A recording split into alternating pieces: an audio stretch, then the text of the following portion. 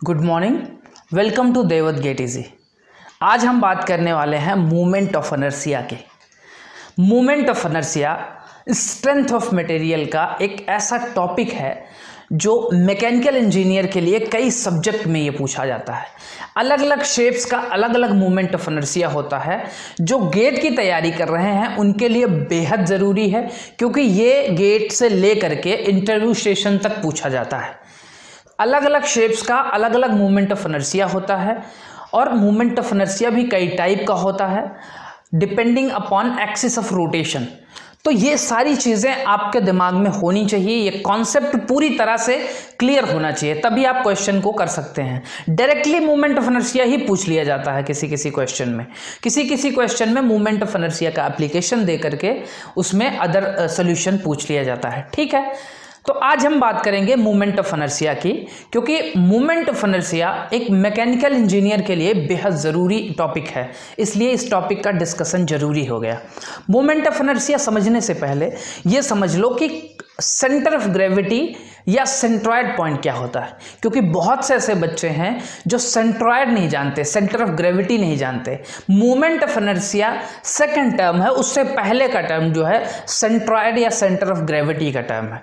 ठीक है, तो हम जानते हैं कि क्या होता है सेंटर ऑफ ग्रेविटी या centre of mass. Centre of gravity, आपको पता है सेंटर ऑफ ग्रेविटी को ही सेंटर ऑफ मास भी बोलते हैं।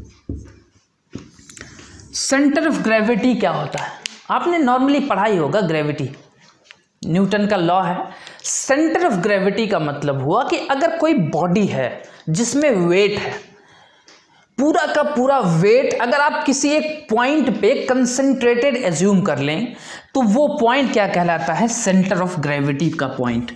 जैसे मान लो ये बॉडी 3D की बॉडी है, इसका वेट मान लो कुछ है, सारी बॉडी का वेट किसी एक पॉइंट पे कंसंट्रेटेड एज्यूम कर लो।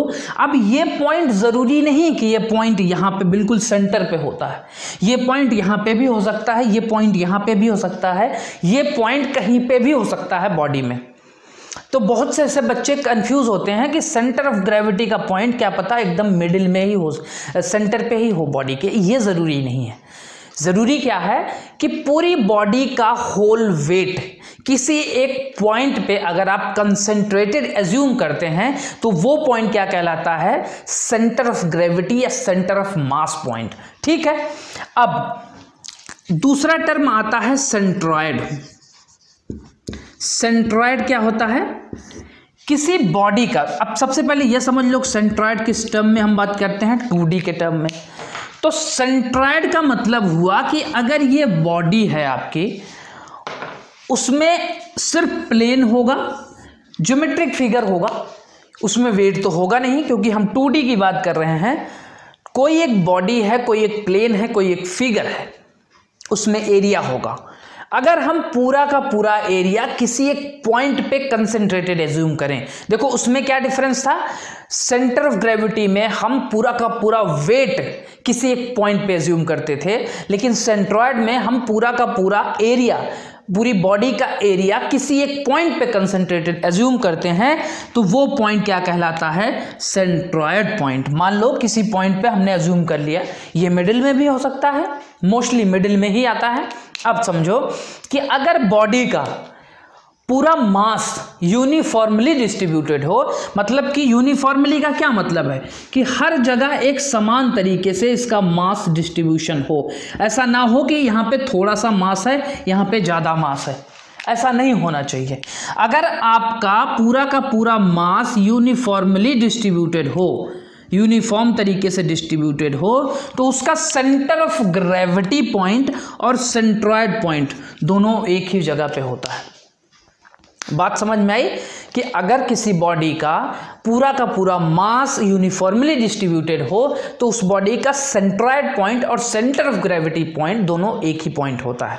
ठीक है, अब बात करते हैं कि सेंट्रॉयड निकालते कैसे हैं। मान लो किसी बॉडी का सेंट्रॉयड पॉइंट आपको निकालना हो तो कैसे निकालोगे, चलो समझते हैं। ये लो बॉडी आपकी, ये एक्सिस के टर्म में अगर हम बात करें तो एक्स और वाई के रेफरेंस पे हमने रखा हुआ है विद रेफरेंस टू 0 0। एक्स और वाई के एक्सिस पे हमने एक बॉडी रख दी है, हम 0 0 इसका रेफरेंस लेके चल रहे हैं। रेफरेंस ज़्यादा इंपॉर्टेंट है। मान लो हम ये पॉइंट रेफरेंस ले सकते थे, इसका सेंटर पॉइंट भी रेफरेंस ले सकते हो, तो रेफरेंस पॉइंट इंपॉर्टेंट होता है सेंट्रॉयड निकालने के लिए। ठीक है, मान लो सेंट्रॉयड इसका ये है जी पॉइंट एक्स और वाई, आपको इसका सेंट्रॉयड निकालना है तो इस बॉडी को ऐसे कुछ एलिमेंटल स्ट्रिप में तोड़ना पड़ेगा। ऐसे सारी बॉडी को एलिमेंटल स्ट्रिप में तोड़ दिया हमने। अब पहली स्ट्रिप का मान लो एरिया A1 है, दूसरी का A2 है, तीसरी का A3 है, चौथी का A4 है और पांचवी का A5 है। ठीक, अब सारे स्ट्रिप का अलग अलग सेंट्रॉयड पॉइंट भी होगा। मान लो इसका G1 है तो इसका पॉइंट क्या होगा X1 Y1, इसका मान लो G2 है तो इसका पॉइंट क्या होगा X2 Y2, इसका G3 है, G3 मान लो इसका पॉइंट क्या होगा X3 Y3, ये पॉइंट G4 है, इसका क्या होगा X4 Y4, ऐसे ही ये G5 है, इसका क्या होगा X5 Y5। बात समझ में आई कि अलग अलग एलिमेंटल स्ट्रिप का हमने ये सेंट्रॉयड पॉइंट भी ले लिया, पहले पूरी बॉडी का, उसके बाद इसका। अब हमें क्या निकालना था, पूरी बॉडी का विद रेफरेंस टू ये ओरिजिन। अब मुझे बताओ एक्स पॉइंट क्या होगा इसका। एक्स पॉइंट निकल के आएगा A1 X1 plus A2 X2 plus A3 X3 plus so on, जितने भी हैं सारे इसमें ऐड कर दो, अपॉन में एरिया का समेशन, सारे एरियाज का। क्लियर है? इसको कैसे लिख सकते हो, समेशन ऑफ AIXI अपॉन में समेशन ऑफ AI। वैसे ही y पॉइंट निकालना हो तो A1 Y1 plus A2 Y2 plus A3 Y3 plus सारा ऐड कर दो, अपॉन में पूरे एरिया का समेशन। इसको कैसे रिप्रेजेंट करोगे, समेशन ऑफ AIYI अपॉन में समेशन ऑफ AI। ठीक, यहां तक तो ठीक था कि हमने एरिया की बात की, तो ये पॉइंट, जब हमने एरिया की बात की तो ये पॉइंट क्या निकल के आया, ये पॉइंट निकल के आया सेंट्रॉयड पॉइंट। Centroid point. ठीक, अब मुझे बताओ कि अगर मैं इसके मास की बात करता हूं, एरिया की जगह जब मास की बात करता हूं तो क्या पॉइंट होंगे। मान लो यही पॉइंट है जी पॉइंट। अब ये पॉइंट क्या कहलाएगा, सेंटर ऑफ ग्रेविटी पॉइंट। जब हम मास के टर्म में बात करेंगे तो सेंटर ऑफ ग्रेविटी पॉइंट क्या हो जाएगा, x is equal to m1 x1 plus m2 x2 plus m3 x3 plus so on upon में m1 plus m2 plus m3 plus so on. इसको क्या लिख सकते हो, समेशन ऑफ MIXI अपॉन में समेशन ऑफ MI। इसका मतलब कि ये जो अलग अलग स्ट्रिप थी, अब हमने इसको 3D में ले लिया पूरी बॉडी को, तो अलग अलग स्ट्रिप का इंडिविजुअल मास भी हो जाएगा। ये इसका M1, इसका M2, इसका M3, इसका M4 और इसका M5। बात समझ में? पूरा हमने पूरा डिस्ट्रीब्यूट किया हुआ है तो पूरा हमने समेशन ले लिया। अब ऐसे ही y टर्म निकल जाएगा। y पॉइंट कैसे निकलेगा, M1 Y1 plus M2 Y2 plus M3 Y3 plus so on upon में समेशन ऑफ टोटल मास। इसको कैसे लिख सकते हो, इसको लिखा जा सकता है समेशन ऑफ MIYI अपॉन में समेशन ऑफ MI। बात समझ में आई? अब ये जो XY पॉइंट निकल के आया, ये पॉइंट क्या निकल के आया, सेंटर ऑफ ग्रेविटी का पॉइंट, सेंटर ऑफ ग्रेविटी या सेंटर ऑफ मास। जब भी एरिया की बात करते हैं तो हमारे पास जो पॉइंट निकल के आते हैं वो सेंट्रॉयड पॉइंट होते हैं। जब भी मास की बात करते हैं तो वो पॉइंट जो निकल के आता है वो सेंटर ऑफ ग्रेविटी या सेंटर ऑफ मास का पॉइंट होता है। अब ध्यान से समझो कि मोमेंट ऑफ इनर्शिया में एक टर्म आया था मोमेंट। क्या मतलब होता है इसका? मोमेंट का मतलब होता है किसी चीज को अगर आप किसी चीज को, मान लो वो चीज ए थी, किसी चीज को अगर किसी डिस्टेंस से आप मल्टीप्लाई करते हो तो ये क्या कहलाता है? मूवमेंट। किस चीज का मूवमेंट? ए का मूवमेंट। ए को अगर किसी एक्स के साथ मल्टीप्लाई कर देते हो किसी डिस्टेंस से तो वो क्या कहलाता है? मूवमेंट। या इसको फर्स्ट मूवमेंट भी बोल सकते हो, फर्स्ट मूवमेंट बोल सकते हो। अब इसी चीज को मान लो एक बार और एक्स से मल्टीप्लाई कर दिया गया तो ये क्या कहलाएगा? टोटल ये कहलाएगा second moment, second moment of A ना, सेकेंड मूवमेंट कहलाएगा ये। तो मुझे बताओ कि ये A1 एरिया को हमने किसी डिस्टेंस से मल्टीप्लाई किया तो ये क्या कहलाया? ऑब्वियसली मूवमेंट है ये अगर मास को हमने किसी डिस्टेंस से मल्टीप्लाई किया तो ये क्या कहलाएगा? ये भी किसी कोई मूवमेंट है। किस चीज का? ये मास मूवमेंट है। इसका मतलब कि जब सेंट्रॉयड पॉइंट बात करते हैं तो वो एरिया मूवमेंट होता है और जो सेंटर ऑफ ग्रेविटी होता है वो मास मूवमेंट होता है। लेकिन कौन सा? First movement. सेंटर, यहां पे आप एक नोट पॉइंट भी लिख सकते हैं कि सेंटर ऑफ ग्रेविटी क्या होता है? फर्स्ट मूवमेंट ऑफ मास होता है और सेंट्रॉयड पॉइंट क्या होता है? First movement of area. ठीक है, यहां से बात क्लियर हो गई आपको कि सेंटर ऑफ ग्रेविटी और सेंटर ऑफ मास निकालते कैसे हैं, इसके डेफिनेशन क्या होती है, क्यों हम फर्स्ट मूवमेंट ऑफ एरिया या फर्स्ट मूवमेंट ऑफ मास की बात कर रहे हैं, क्योंकि अब हम बात करेंगे सेकंड मूवमेंट ऑफ एरिया और सेकंड मूवमेंट ऑफ मास। वही सेकंड मूवमेंट ऑफ एरिया और सेकंड मूवमेंट ऑफ मास ही कहलाता है मूवमेंट ऑफ इनर्शिया। ठीक है, तो इसीलिए हम इसको फर्स्ट मूवमेंट के टर्म में बात कर रहे हैं। अब हम धीरे धीरे पहुंचते हैं मूवमेंट ऑफ इनर्शिया के तरफ। ठीक है, मूवमेंट ऑफ इनर्शिया समझने से पहले हमें यह समझना होगा कि इनर्शिया क्या होता है। ठीक है, इनर्शिया क्या होता है? इनर्शिया निकल के आता है F = ma, Newton's first law है ये। यहां से ए क्या है? ये है लीनियर एक्सेलरेशन। देखो, इनर्शिया पे ही अगर डिस्कशन करना हो तो इस पे भी एक डिफरेंट लेक्चर बन सकता है, 1 घंटे आधे घंटे का। लेकिन इनर्शिया टर्म इतना समझ लो कि इनर्शिया जो टर्म आता है वो लीनियर मोशन में आता है। अगर आपकी बॉडी लीनियरली मोशन कर रही है तो उस बॉडी में इनर्शिया टर्म आता है। लेकिन अगर आपकी बॉडी, मान लो ये थी, इस पे कोई F लग रहा है, ये लीनियरली मोशन कर रही है। लेकिन अगर आपकी कोई बॉडी है जो रोटेशनल मोशन कर रही है, रोटेट कर रही है, तो यहाँ पे क्या आएगा? T = I alpha. अल्फा क्या होगा यहाँ पे? ये रोटेशनल एक्सेलरेशन होगा, रोटेशनल एक्सेलरेशन होगा। ध्यान से समझो, अगर आपकी बॉडी लीनियर मोशन कर रही है तो वहां पे आएगा इनर्शिया टर्म। लेकिन अगर आपकी बॉडी रोटेशनल मोशन कर रही है तो वहां पे आएगा मूवमेंट ऑफ इनर्शिया टर्म। ठीक है, मूवमेंट ऑफ इनर्शिया क्या होता है? आई से हम रिप्रेजेंट करते हैं, इसलिए हम मूवमेंट ऑफ इनर्शिया को आई से यहां लिख देते हैं।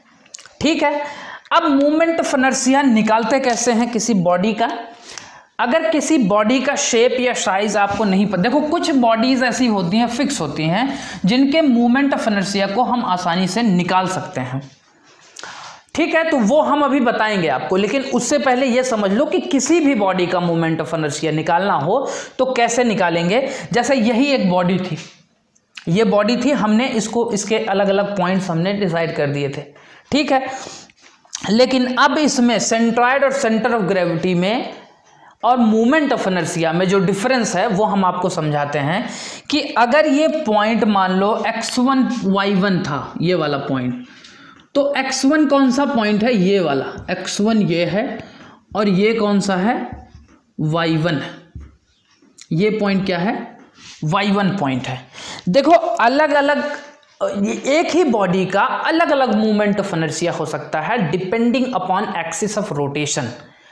Movement of inertia axis of rotation पे ही डिपेंड करता है कि किस एक्सिस के अबाउट उस शेप को मूवमेंट कराया जा रहा है और रोटेशन कराया जा रहा है। ठीक है, तो एक ही बॉडी का अलग अलग मूवमेंट ऑफ इनर्शिया होता है, इसलिए एक्सिस ऑफ रोटेशन ज्यादा इंपॉर्टेंट होता है। ठीक है, तो हम बात करते हैं कि मान लो हमें निकालना है एक्स एक्सिस के about moment of inertia. Movement इस बॉडी का एक्स एक्सिस के अबाउट मोमेंट ऑफ इनर्शिया कैसे निकालेंगे? इसका जो एरिया है ना, एरिया इनटू मान लो पहले वाले का एलिमेंट, सारी बॉडी का अगर निकालना है तो छोटी छोटी बॉडी का एलिमेंटल स्ट्रिप हमने ले लिया था पहले ही, अब उसी स्ट्रिप का मोमेंट ऑफ इनर्शिया अलग अलग निकाल रहे हैं। ठीक है, अब मुझे बताओ कि अगर मैं इसको, इस पॉइंट को इस एक्सिस के अबाउट मोमेंट ऑफ इनर्शिया निकाल रहा हूं, तो यहां से यहां तक के बीच की दूरी, ठीक है, a1 y1 square plus a2 y2 square plus a3 y3 square plus so on upon में summation of a1 a2 a3। बात समझ में आई? मैंने क्या कहा था? फर्स्ट मूवमेंट क्या होता है? फर्स्ट मूवमेंट ऑफ एरिया और फर्स्ट मूवमेंट ऑफ मास जो होता है वो सेंटर ऑफ ग्रेविटी या सेंटर ऑफ मास होता है या सेंट्रॉइड होता है। लेकिन सेकेंड मूवमेंट क्या होता है? सेकेंड मूवमेंट ऑफ एरिया या सेकेंड मूवमेंट ऑफ मास।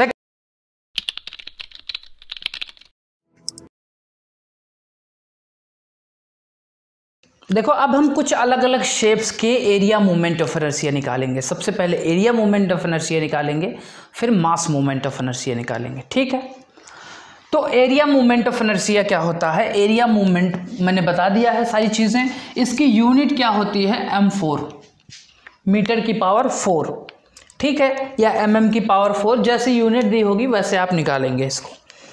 जैसे मान लो आपके पास एक शेप दिया हुआ है, कुछ रेक्टेंगुलर शेप, इसका अगर एरिया मूवमेंट ऑफ इनर्शिया निकालना है एक्स एक्सिस के अबाउट, मान लो ये बी था, ये डी था, ये बी ये डी, ठीक है, ये वाली लेंथ बी है, ये वाली लेंथ डी है। इसका एक्स एक्सिस के about area movement of inertia कितना होगा? बी डी क्यूब अपॉन में 12। कुछ नहीं करना है आपको, बस आपको इतना समझना है कि जिस एक्सिस को हम कट कर रहे हैं वो एक्सिस क्यूब के अंदर आएगा। जैसे मान लो हम वाई एक्सिस के अबाउट निकालते एरिया मूवमेंट ऑफ इनर्शिया, इसका कितना होगा? ये होगा डी बी क्यूब अपॉन 12, ठीक है, डी बी क्यूब अपॉन में 12, मतलब बी को हमने क्या किया था? कट किया था। बात समझ में आई? सिंपल है। ये रेक्टेंगल है, अगर मान लो स्क्वायर होता तो ये बी होता, ये भी बी होता, या ये डी होता, ये भी डी होता, तो सेम कॉन्सेप्ट स्क्वायर के लिए भी लगेगा। आई होप आप समझ रहे होंगे। ठीक है, अब हम दूसरी शेप की बात करते हैं, सर्कुलर शेप की। मान लो आपके पास कोई एक सर्कुलर शेप है, उसका क्रॉस सेक्शन, कोई एक बॉडी थी जिसका क्रॉस सेक्शन एरिया जो है सर्कुलर है। क्योंकि ये सारी जो डिस्कशन हो रहे हैं वो किसके लिए हो रहे हैं? एरिया के लिए हो रहे हैं। ये सारे डिस्कशन जो है एरिया के टर्म्स में हो रहे हैं, तो हमेशा हम एरिया की ही बात करेंगे। ये एरिया, ठीक है, इसका एरिया क्या होता है? इसका कोई सर्कल है, इसका एरिया क्या होता है? पाई आर स्क्वायर। ठीक, अगर हम मान लो एक्स एक्सिस के अबाउट इसका मोमेंट ऑफ इनर्शिया लेते हैं, तो मुझे बताओ एक्स एक्सिस और वाई वाई क्या इसमें सिमेट्री है? बिल्कुल सिमेट्री है। तो सिमेट्रिक है, तो इसका मतलब I X X is equal to I Y Y is equal to pi D 4 upon में 64 होता है इसका मोमेंट ऑफ इनर्शिया, जब इसका डायमीटर डी हो। ध्यान से समझना, सर्कुलर क्रॉस सेक्शन का मोमेंट ऑफ इनर्शिया ये होता है। ठीक है, अब तीसरे शेप की हम बात करते हैं। अगर आपके पास एक रेक्टेंगल है, सॉरी ट्रायंगल है, मान लो ट्रायंगुलर शेप है, कोई ट्रायंगुलर शेप है, इसका बेस जो है ये बी है और इसकी हाइट जो है ये एच है। अगर हम इसका सेंट्रॉयड पॉइंट की बात करें तो ये कुछ यहाँ पे होता है, और यहाँ से यहाँ तक की जो सेंट्रॉयड की डिस्टेंस है ये होती है 2h/3, और ये जो डिस्टेंस होती है रिमेनिंग डिस्टेंस ये होती है h/3। ये हम बात कर रहे हैं ट्रायंगल की। ठीक है, अब अगर हम मान लो इसका जो है सेंट्रॉयड पॉइंट के अबाउट मूवमेंट ऑफ इनर्शिया निकालना चाहते हैं, दैट मीन्स कि IG, अगर हम IG निकालना चाहते हैं तो ये IG जो होगा ध्यान से समझना, ये होगा BH क्यूब अपॉन में 36। ठीक है, इसका अगर हम G के रिस्पेक्ट में निकाल रहे हैं, सेंट्रॉयड पॉइंट के रिस्पेक्ट में निकाल रहे हैं, तो इसका होगा BH क्यूब अपॉन में 36। लेकिन अगर मान लो हम बेस के रिस्पेक्ट में निकाल रहे हैं, ये बेस है, इस बेस को मान लो कोई पॉइंट मान लो 1 मान लो, तो अगर हम I1 निकाल रहे हैं तो ये क्या हो जाएगा, BH क्यूब अपॉन में 12 हो जाएगा। ध्यान से समझना ये चीजें कहां से आती हैं। अब ये चीजें आती हैं, ये मोमेंट ऑफ इनर्शिया में दो थियरम है, एक परपेंडिकुलर एक्सिस थियरम, एक पैरेलल एक्सिस थियरम है। उसी थियरम से ये आती है पैरेलल एक्सिस थियरम से। अभी मैं बताऊंगा कि क्या होती है पैरेलल एक्सिस थियरम, क्या होती है परपेंडिकुलर एक्सिस थियरम। ठीक है, मुझे लगता है कि इतना सफिशियंट है एरिया के लिए। अब इसमें एक और केस आ जाती है कि अगर मान लो कुछ आपके पास ऐसा शेप है, मान लो रेक्टेंगल है या स्क्वायर शेप है, उसमें से कुछ कट कर दिया गया। जैसे मान लो कि ये था आपके पास बड़ा सा रेक्टेंगल था, ये B था, ये D था, इसमें से एक छोटा सा कट कर दिया गया। इसको मान लो B है, इसको मान लो D है। ठीक है, और मान लो कि इसको हमने इसके रिस्पेक्ट में निकाला है। देखो किसके रिस्पेक्ट में निकाल रहे हैं, ये ज़्यादा इंपॉर्टेंट है। IXX या ये IYY निकाल रहे हैं, तो कैसे निकालेंगे। मान लो कि IXX और IYY निकाल रहे हैं, तो वो हम पैरेलल एक्सिस थ्योरम से निकाल लेंगे। लेकिन इसमें एक चीज़ होता है कि पूरी कंप्लीट बॉडी का मोमेंट ऑफ इनर्शिया निकालो, जबकि इतना पोर्शन जो है कट कर दिया गया है, इतना पोर्शन कट कर दिया गया। तो इसका पोर्शन क्या हो जाएगा, मोमेंट ऑफ इनर्शिया क्या हो जाएगा, BD क्यूब अपॉन में 12 माइनस BD क्यूब अपॉन में 12। बात समझ में आई, पूरी बॉडी का मोमेंट ऑफ इनर्शिया जब सेंटर के अबाउट निकाल रहे हैं। ठीक है, अब अगर हम इस बेस के अबाउट निकाल रहे हैं तो उसका डिफरेंट होगा, पैरेलल एक्सिस थ्योरम लगेगी। वो थ्योरम जब हम डिस्कस करेंगे तो हम बताएंगे। एरिया मोमेंट ऑफ इनर्शिया के लिए इतना सफिशिएंट है, इतनी शेप अगर आप जानते हैं तो इतना सफिशिएंट है कि आप निकाल लेंगे, जो फिक्स शेप है। बाकी और भी तरीके से निकाला जाता है, और भी शेप्स का निकाला जाता है, लेकिन वो हम फॉर्मूले से ही निकालेंगे, वैसे ही जैसे हमने मोमेंट ऑफ इनर्शिया निकाला था। ठीक है, अब एरिया के बाद हम बात करते हैं मास मोमेंट ऑफ इनर्शिया की। मास moment of inertia, mass moment of inertia का जो यूनिट होती है kg इंटू मीटर स्क्वायर होती है। मास मोमेंट ऑफ इनर्शिया में पहला हम जो पोर्शन बात करते हैं एक रिंग की। मान लो आपके पास एक रिंग है जिसका मास जो है ये किनारे किनारे पे डिस्ट्रीब्यूटेड है, और इसको हम इस एक्सिस के अबाउट मोमेंट ऑफ इनर्शिया निकाल रहे हैं। मतलब कि इस एक्सिस के अबाउट, जैसे ये रिंग थी, ये रिंग थी, इसके सेंटर के अबाउट मोमेंट ऑफ इनर्शिया। जब भी मास की बात करते हैं ना, मास मोमेंट ऑफ इनर्शिया को ही हम पोलर मोमेंट ऑफ इनर्शिया भी बोलते हैं। पोलर मोमेंट ऑफ इनर्शिया क्यों बोलते हैं वो अभी मैं बताऊंगा, लेकिन अभी समझ लो कि जब भी किसी बॉडी का अगर उसके सेंटर के अबाउट, जेड एक्सिस के अबाउट मोमेंट ऑफ इनर्शिया निकाला जाए तो उसको हम बोलते हैं पोलर मोमेंट ऑफ इनर्शिया। और इसका मोमेंट ऑफ इनर्शिया जो होता है हमेशा सेंटर के अबाउट ही होगा। जैसे अभी ये बॉडी 2D में ली गई होती तो इसको हम या तो एक्स एक्सिस के ऐसे मान लो हमारा रिंग होता, तो या तो एक्स एक्सिस, वाई एक्सिस या एक्स एक्सिस के अबाउट। लेकिन जब हम इस पॉइंट के अबाउट, इस एक्सिस के अबाउट, ना तो ये एक्स है, ये वाई है, ये जेड एक्सिस है, तो जब जेड एक्सिस के अबाउट लेते हैं तो ये वाला जेड एक्सिस है किसी रिंग का। ठीक है, तो इसका मोमेंट ऑफ इनर्शिया हो जाता है, अगर इसका मास m है और यहाँ से यहाँ तक की इसकी जो रेडियस है r है, तो इसका मोमेंट ऑफ इनर्शिया हो जाता है mr²। बात समझ में आई? ये बात कर रहे थे रिंग की। अब हम बात करेंगे डिस्क की। अगर कोई डिस्क है हमारे पास, जो डिस्क है उसका मास जो है यूनिफॉर्मली डिस्ट्रीब्यूटेड होता है। कोई डिस्क है, मान लो ये भरा हुआ, इसका मोमेंट ऑफ इनर्शिया क्या हो जाएगा m, और ये अगर r है तो mr²/2 हो जाएगा। इसका mr²/2 हो जाएगा डिस्क का। अब इसका भी मोमेंट ऑफ इनर्शिया किस एक्सिस के अबाउट निकाल रहे हैं, इस एक्सिस के अबाउट, इस एक्सिस के अबाउट। जेड एक्सिस के अबाउट, समझ रहे? ठीक है। अब अगर हम बात करते हैं, अगर ये डिस्क है, डिस्क के बाद हम बात करते हैं स्फेयर की। अगर आपके पास कोई स्फेयर है,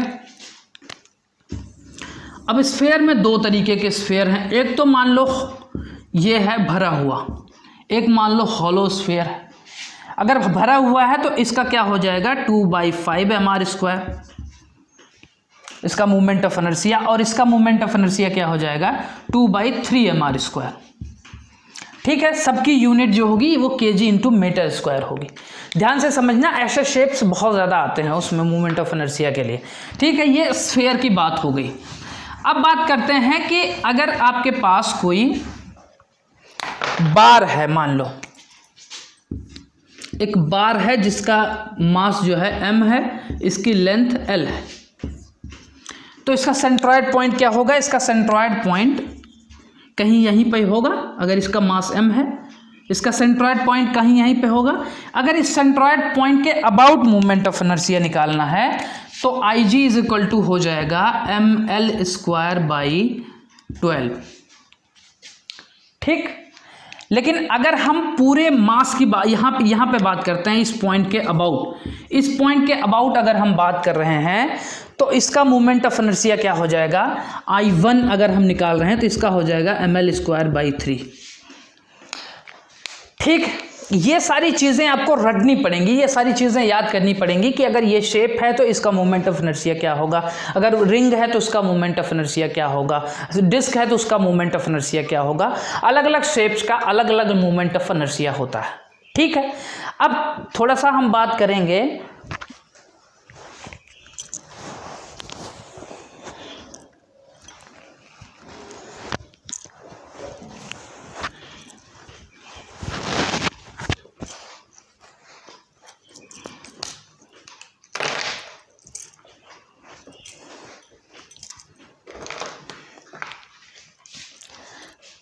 क्लियर है, अलग अलग शेप्स का अलग अलग मूवमेंट ऑफ इनर्शिया होता है। अब इसको पोलर मूवमेंट ऑफ इनर्शिया क्यों कहते हैं, अभी हम डिस्कस करते हैं। पैरेलल एक्सिस थ्योरम और परपेंडिकुलर एक्सिस थ्योरम जो मूवमेंट ऑफ इनर्शिया के लिए निकालने के लिए बेहद इंपॉर्टेंट थ्योरम्स हैं। सबसे पहले बात कर रहे हैं पैरेलल एक्सिस थ्योरम की। Parallel axis theorem, parallel axis theorem parallel से ही पता चल रहा है कि वो कुछ पैरेलली होगा। ठीक है, मान लो आपके पास एक बॉडी है, इसका अपने मोमेंट ऑफ इनर्शिया पता है, इस बॉडी इस एक्सिस के अबाउट, जेड एक्सिस के अबाउट मोमेंट ऑफ इनर्शिया आपको पता है। अब मान लो कि किसी ने पूछ लिया कि इस पॉइंट के अबाउट मोमेंट ऑफ इनर्शिया बता दो इस बॉडी का। मान लो ये वाला IG था, सेंट्रॉयड के पॉइंट के अबाउट अगर मोमेंट ऑफ इनर्शिया आपको पता है तो फिर 1 पॉइंट के अबाउट मोमेंट ऑफ इनर्शिया बता दो पैरेलली, इसके पैरेलल। अगर इस पैरेलल के बीच की जो दूरी है h है, पैरेलल एक्सिस के बीच की दूरी h है, तो ये मोमेंट ऑफ इनर्शिया निकालने के लिए पैरेलल एक्सिस थ्योरम कहती है कि I1 = हो जाएगा IG प्लस AH²। अगर एरिया की बात कर रहे हैं, ध्यान से समझना, अगर सिर्फ एरिया की बात कर रहे हैं, 2D की बात कर रहे हैं तो हो जाएगा AH²। यहाँ पे एरिया टर्म इंपॉर्टेंट हो जाएगा। लेकिन अगर ये बॉडी 3D में हो, जो हम जेड एक्सिस की बात कर रहे हैं, जैसे ये जेड एक्सिस, अभी तक तो हमने जेड एक्सिस दिखाया था ना, मान लो ये आपका रेक्टेंगल था, ये सर्कुलर शेप था, इसका कुछ एरिया था। अब इसका वाई एक्सिस के अबाउट कुछ था, मान लो मोमेंट ऑफ इनर्शिया आपको पता है, सर्कुलर अगर कोई शेप है तो। मान लो इस एक्सिस के अबाउट पूछ रहा है, तो ये तो 2D की बात हो गई ना, ये तो मैंने बनाया चलो 3D है, लेकिन इसको अगर 2D में आप एज्यूम करो तो AH² हो जाएगा। लेकिन अगर मास मोमेंट ऑफ इनर्शिया की बात कर रहे हैं तो यहीं पे जो एरिया है ना, यहीं पे सिंपली मास हो जाएगा। तो ये क्या निकल के आएगा, I1 = IG प्लस MH²। बात समझ में आई? ये आया पैरेलल एक्सिस थ्योरम कह रही है। पैरेलली अगर कोई किसी एक्सिस पे आपको मोमेंट ऑफ इनर्शिया निकालना है, आपको चूंकि सेंटर के अबाउट पता होता है, एक्स एक्सिस के अबाउट और वाई एक्सिस के अबाउट पता होता है, तो आप पैरेलली किसी भी एक्सिस पे मोमेंट ऑफ इनर्शिया निकाल सकते हैं। अब बात करते हैं दूसरी थ्योरम की जो और भी ज़्यादा इंपॉर्टेंट है, वो है perpendicular axis theorem. Perpendicular axis theorem क्यों? क्योंकि एक्स एक्सिस अगर हम इसको एरिया लेते हैं, कोई प्लेन लेते हैं, मान लो ये सर्कुलर क्रॉस सेक्शन है, तो सर्कुलर क्रॉस सेक्शन में आई एक्स एक्सिस के अबाउट क्या होता है moment of inertia, πd4 upon में 64। वाई एक्सिस के अबाउट क्या होता है, πd4 अपॉन में 64। क्यों? क्योंकि ये सिमेट्रिक एक्सिस है, ये शेप पूरा सिमेट्रिक है, तो इसलिए दोनों का मोमेंट ऑफ इनर्शिया एक्सिस के अबाउट सेम होगा। लेकिन अगर कह रहे हैं कि जेड एक्सिस के अबाउट मोमेंट ऑफ इनर्शिया निकालना हो तो कैसे निकालोगे? मोमेंट ऑफ इनर्शिया अगर आपको जेड एक्सिस के अबाउट निकालना है तो एक्स एक्सिस के अबाउट प्लस वाई एक्सिस के अबाउट आप इसको ऐड कर देंगे, ठीक है। तो ये मोमेंट ऑफ इनर्शिया निकल जाएगा जेड एक्सिस के अबाउट। क्यों? क्योंकि आई एक्स और वाई वाई के परपेंडिकुलर अगर कोई एक्सिस है तो वो जेड एक्सिस थ्योरम है, जेड एक्सिस है, और जेड एक्सिस से ही निकलता है। परपेंडिकुलर एक्सिस थ्योरम यही कहती है कि अगर परपेंडिकुलर एक्सिस पे कोई मोमेंट ऑफ इनर्शिया निकालना है तो उसको आप इस तरीके से निकाल सकते हैं। अब इस आई जेड जेड को आप बोलते हैं पोलर मोमेंट ऑफ इनर्शिया भी, ये ध्यान रखना, पोलर मोमेंट ऑफ इनर्शिया। मैंने अभी थोड़ी देर पहले डिस्कस किया था कि पोलर मोमेंट ऑफ इनर्शिया किसे कहते हैं। क्यों कहते हैं पोलर मोमेंट ऑफ इनर्शिया? क्योंकि जो मास मोमेंट ऑफ इनर्शिया होता है, जैसे मास मोमेंट ऑफ इनर्शिया किसी रिंग का आप निकाल रहे थे, तो क्या ये एक्स और वाई के अबाउट निकाल रहे थे? आप सिंपली जेड एक्सिस के अबाउट निकाल रहे थे। कोई अगर आपके पास डिस्क है उसका आप जेड एक्सिस के अबाउट निकाल रहे थे, तो जो भी जितना भी चूंकि इसी एक्सिस के अबाउट इस डिस्क का रोटेशन है, ना एक्स एक्सिस ना वाई एक्सिस, 3D की जितनी शेप है वो सारी जो मोमेंट ऑफ इनर्शिया की वैल्यूज़ हमने डिस्कस की थी वो सारी वैल्यूज़ जेड एक्सिस के अबाउट थी। तो इसलिए जेड एक्सिस के अबाउट अगर कोई चीज़ निकालना है थ्योरम, जेड एक्सिस के अबाउट अगर मोमेंट ऑफ इनर्शिया निकालना है आपको, तो उसे हम पोलर मोमेंट ऑफ इनर्शिया भी बोलते हैं, ठीक है। एक और छोटा सा टर्म है इसमें मोमेंट ऑफ इनर्शिया में, वो है रेडियस ऑफ जायरेशन का term. Radius of gyration term क्यों आया? क्योंकि जैसे अभी तक हमने बात की थी, जो शेप्स की बात की थी वो सारे शेप फिक्स शेप है। इन शेप्स को जैसे ही दिखा आपके सामने क्रॉस सेक्शन या कोई मास मूवमेंट ऑफ इनर्शिया, तो आपने उसकी वैल्यू बता दी। लेकिन मान लो कोई शेप है आपके पास, कुछ ऐसी शेप है, इसका मोमेंट ऑफ इनर्शिया कैसे निकालोगे? तो इसका मोमेंट ऑफ इनर्शिया निकालने के लिए जिस एक्सिस के अबाउट इसका मोमेंट ऑफ इनर्शिया निकालना है, उस एक्सिस के अबाउट आप मान लो ये एरिया मोमेंट ऑफ इनर्शिया निकालना है, तो पूरे के पूरे एरिया को कंसंट्रेटेड किसी जगह पे एक एज्यूम कर लो और वहाँ से उस एक्सिस के बीच की कोई एक डिस्टेंस ले लो के, या फिर एरिया ना निकाल के मास निकालना है तो सारे मास को किसी एक पॉइंट पे, सारे वेट को किसी एक पॉइंट पे कंसंट्रेटेड कर लो, तो उसका मास ले लो और उस कंसंट्रेटेड पॉइंट से जिस एक्सिस के अबाउट आपको निकालना है मोमेंट ऑफ इनर्शिया, उस एक्सिस के अबाउट जो डिस्टेंस ले लो। तो मोमेंट ऑफ इनर्शिया कैसे निकलेगा कि अगर एरिया मोमेंट ऑफ इनर्शिया निकालना है तो क्या निकलेगा, a² mass moment of inertia निकालना है तो mk² हो जाएगा, where k is radius of gyration, radius of gyration. बात समझ में आई कि रेडियस ऑफ जायरेशन क्या होता है? अगर कोई शेप है उसका किसी पॉइंट पे कंसंट्रेटेड वेट या एरिया एज्यूम कर लिया जाए, तो उस पॉइंट से जिस पॉइंट के अबाउट, जिस एक्सिस के अबाउट मोमेंट ऑफ इनर्शिया निकालना है, वहाँ से वहाँ तक की डिस्टेंस होती है वो रेडियस ऑफ जायरेशन, ठीक है। तो मोमेंट ऑफ इनर्शिया में मुझे लगता है इतना सफिशिएंट है आपके लिए। इससे आपके गेट के सारे क्वेश्चन भी निकल जाएंगे और जो छोटे छोटे डाउट होते हैं कि सेंटर ऑफ ग्रेविटी क्या होता है, सेंट्रॉइड क्या होता है, उसे फर्स्ट एरिया मूवमेंट क्यों कहते हैं, इसको सेकेंड एरिया मूवमेंट क्यों कहते हैं, ये सारी चीज़ें डिस्कस हो गई, ठीक है। तो मुझे लगता है इतना सफिशिएंट है आपके लिए। Thank you.